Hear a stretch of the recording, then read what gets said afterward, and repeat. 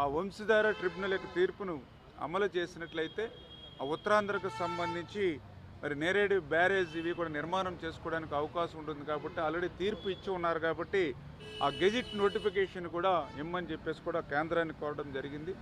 అదేవిధంగా కేంద్రం సంబంధించినటువంటి నిధులు పర్టికులర్గా త్రిబుల్ ఇటువంటి కేంద్ర సంబంధించినటువంటి నిధులను కూడా త్వరితగతంగా ఆంధ్రప్రదేశ్ రాష్ట్రానికి విడుదల చేసేటువంటి విషయంలో కూడా కోరడం జరిగిందని చెప్పి తెలియజేసుకుంటూ మరి అదేవిధంగా పోలవరం నల్లమల సాగర్కు సంబంధించినటువంటి ప్రతిపాదనలకు వెనువెంటనే మరి క్లియరెన్స్లు ఇచ్చేటువంటి విధంగా ఫైనాన్షియల్కి కూడా ఇమీడియట్లీ మరి సాయం చేసేటువంటి విధంగా కూడా ముందుకెళ్లాలని చెప్పి కూడా కోరడం జరిగింది. ఎందుకంటే ఈ పోలవరం నల్లమల సాగర్కు సంబంధించి చాలా క్లియర్గా ఏదైతే సముద్రంలోకి వృధాగా పోయేటువంటి నీటినే మనం ఉపయోగించుకుంటూ ఉన్నాం. ఆంధ్రప్రదేశ్ అనేది దిగువ రాష్ట్రం అంచేత దిగువ రాష్ట్రంగా లోయర్ రిపేరింగ్ స్టేట్గా సహజ న్యాయ సూత్రం ప్రకారం కూడా ఆ వరద జలాల్ని ఉపయోగించుకునేటువంటి అవకాశం ఆంధ్రప్రదేశ్ రాష్ట్రానికి ఉంటుంది. ఆంధ్రప్రదేశ్ రాష్ట్రం ఆ వరద జలాన్ని ఉపయోగించుకోకపోతే అది బే ఆఫ్ బెంగాల్ బంగాళాఖాతంలో కలిసిపోయేటువంటి పరిస్థితి, ఉప్పు నీరులో కలిసిపోయేటువంటి పరిస్థితి. ప్రతి సంవత్సరం కూడా 3000 టీఎంసీల నీరు గోదావరి వరద జలాలు సముద్రంలోకి కలిసిపోతూ ఉన్నటువంటి పరిస్థితి. లాస్ట్ 50 సంవత్సరాలు చూస్తే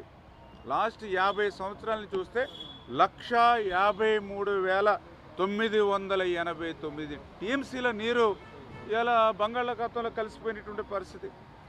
లాస్ట్ 10 ఇయర్స్ చూస్తే 34,500 టీఎంసీల నీరు బంగాళాఖాతంలో కలిసిపోయినటువంటి పరిస్థితి. అంటే యావరేజ్ 3,400. కొన్ని లాస్ట్ 50 సంవత్సరాలు కాదు, లాస్ట్ 10 ఇయర్స్ కాదు, లాస్ట్ 5 ఇయర్స్ తీసుకుంటే అక్షరాల 20,300 టీఎంసీల నీరు గత 5 సంవత్సరాల్లో గోదావరి నుండి సముద్రంలో కలిసిపోయినటువంటి పరిస్థితి. అంటే యావరేజ్న ఈ 5 సంవత్సరాల్లో కూడా 4,064 టీఎంసీలు ప్రతి సంవత్సరం వృధాగా సముద్రంలో కలిసిపోతుంది. ఈ సంవత్సరం చూస్తే 4,600 టీఎంసీల నీరు బంగాళాఖాతంలో కలిసిపోతుంది.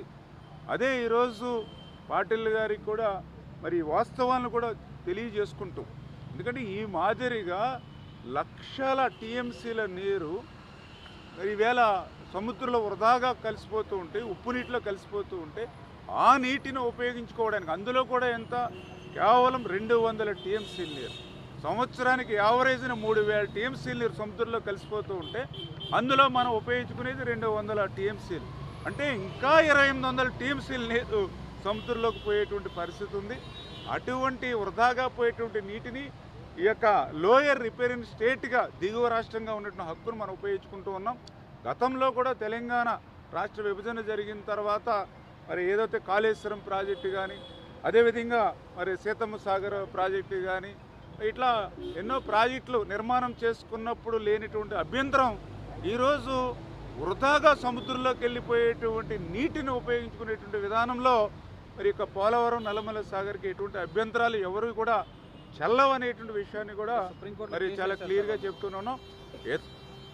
ఏదైతే మరి ఈవేళ సుప్రీంకోర్టులో వాళ్ళు వేసినటువంటి పిటిషన్గా